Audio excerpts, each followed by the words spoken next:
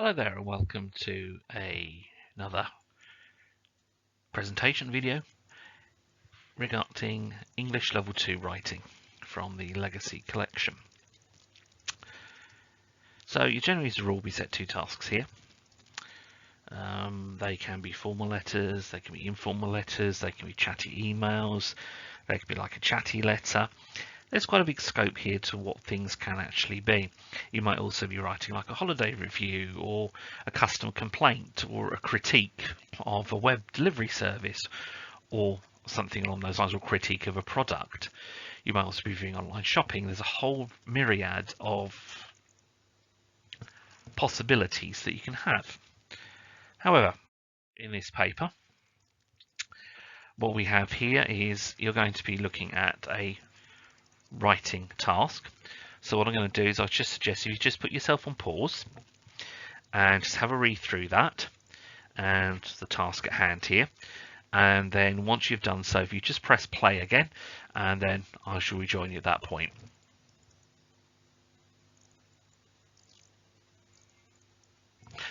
Okay, so what they're looking at is for you to do a task and is write a detailed review about a recent holiday or day trip. Use sentences and write in standard English and begin your review on the next page. So in fact, actually, you just might want to have a quick go at that yourself, see where you get to. You need to be thinking, some of these tasks, they do give you a minimum or sort of a guided word limit to have. Some of them might be 150 to 200 words, others might be 200 to 250 words. So this is where it's perhaps good getting into practice. Perhaps just a nice little easy task to do is you could write a review perhaps on how you, if you're in a nursery for example, you might run a class during the course of a day, like a little report on how a session went, like messy play or something like that with the children. So get yourself into habits. It also is like just writing an email to a friend or something like that. So again, it's getting yourself into the way of actually doing writing, because there's a certain amount of creative writing that's actually going on here as well. So let's just kind of have a look at the next slide along. Okay, this is my example. So what you'd like to is just might not just have a little look through it, and actually even spot any mistakes I may have made as well. So if I just let you read for a few moments, put on pause, and then press play again, I'll rejoin you the other side after you read. So the one I've done here, I based it on somewhere I've been a number of times, up to Stockholm, capital Sweden, like the country up there. So I've written my review, which you've all read. Now, what they always like to look at in these types of tasks is the use of some variety of punctuation. Keep it simple. You're going to use your full stops, you're going to use your commas. So suggest what you do, perhaps use some question marks, use some quotation marks, which you can see I've done here, and perhaps use some exclamation marks as well. So I've given my little description here. This is sort of the type of thing they'll be looking for. I probably made mine a little bit more elaborate, shall we say, but then that gives you an idea of where you need to be aiming for, where you need to be going. So again, what I suggest you do is now perhaps now you see my example, is now go back and actually try this task yourself and see where you come out at. Okay, so the next come back, we'll be looking at the next task along.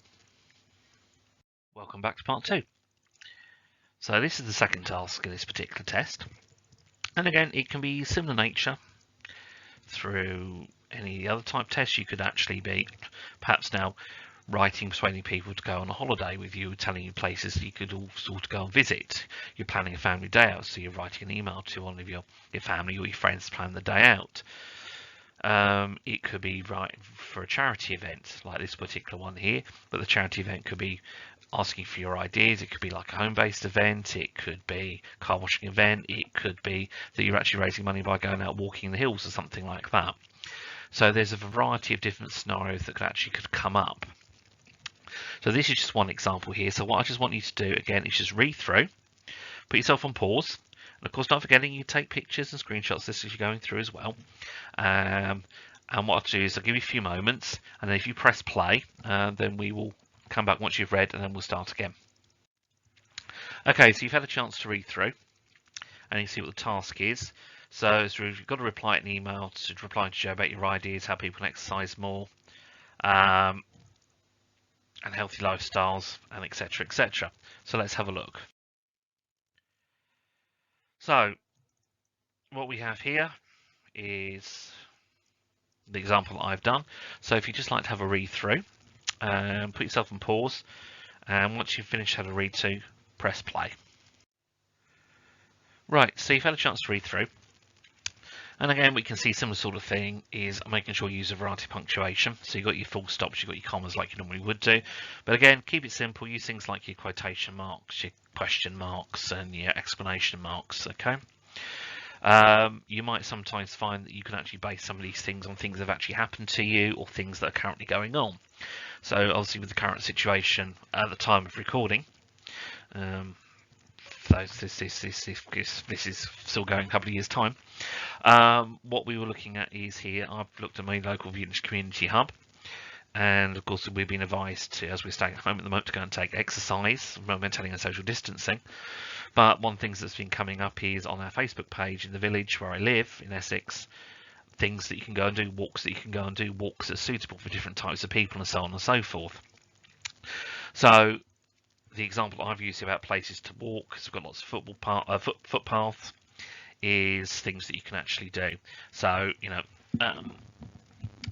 people, places that are accessible, people are limited mobility, wheelchairs, those with young children, because we now actually have in our village some suggestions where people can go if they have these particular issues, shall we say, that they can't be as active as some of us, or move as well as some of us, or walks need to be suitable or safe, for example, that you perhaps don't take young children down by a walk by the riverbank, but there's actually walks in the field they can do instead around a public footpath, and so on and so forth. I've also added things, you know, what say like going for a walk could actually do as well. Certain times of the year you can pick fruit from the bushes, you know, like blackberries, which I do. There's sloes, you can make sloe gin and things like that. So going out for a walk can have other things to do as well. So it's all about doing a little bit of creativity. So again, what I suggest you do is, now you see my example here, go and try an example of yourself, things that you think you could do. So it's getting you into the habit of doing this type of activity, doing this type of exercise. And aim for between 150 to 200 words. That's a good start of where you need to be. So I'll set you for that exercise. Before I go, just remember there is a YouTube channel where there is more support facilities for your functional skills with a Provista. You'll find a selection of papers there for English, Maths, ICT, and there's also some bite-sized things which I'm slowly getting put together to put up, which is a little more broken down. Okay, so carry on, good work, keep revising, keep working hard, and prepare for your test. Thank you for listening.